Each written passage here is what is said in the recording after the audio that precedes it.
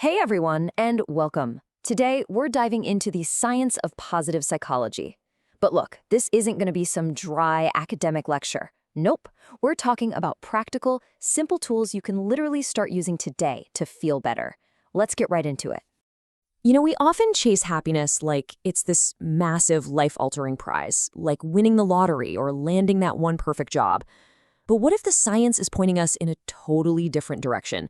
Something, smaller, quieter, and way more within our reach every single day. So let's cook up a new recipe for happiness, shall we?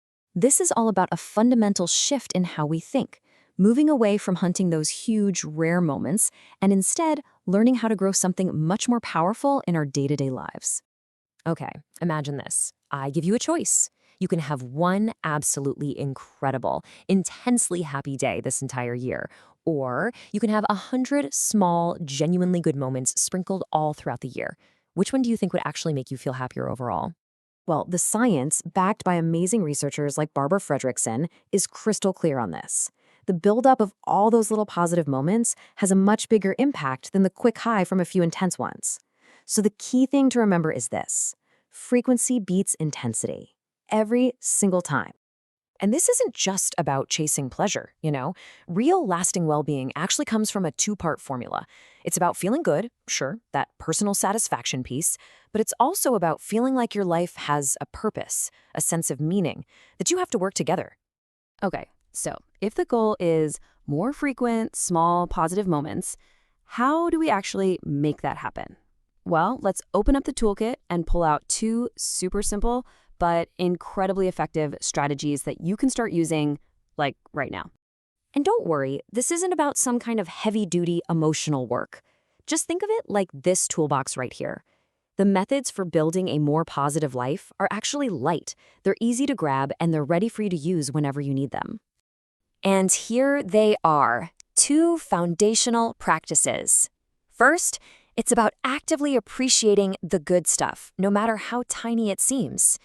And second, it's about intentionally connecting with other people. So let's break down that first one.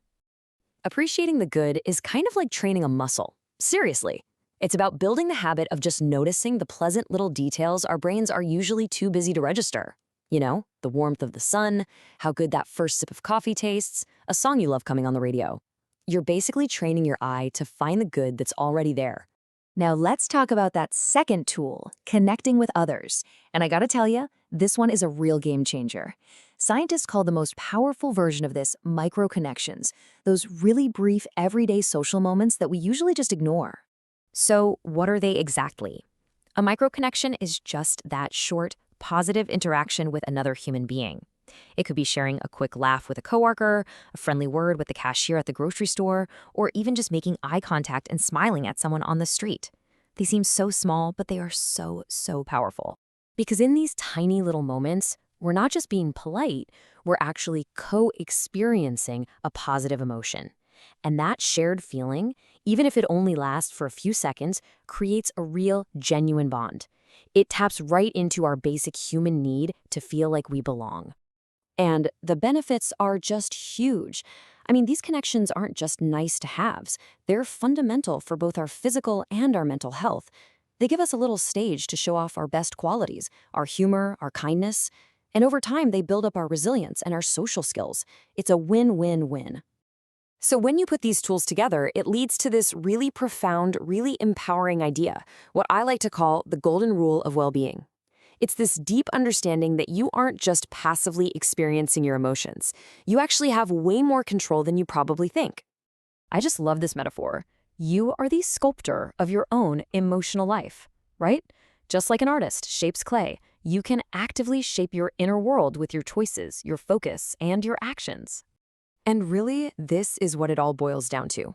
While we can't always control what happens to us, we always have the power to decide how we respond.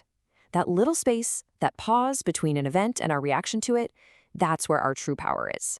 So, we've reframed happiness, we've opened a toolkit, and we've discovered that we have this incredible power to shape our own emotions.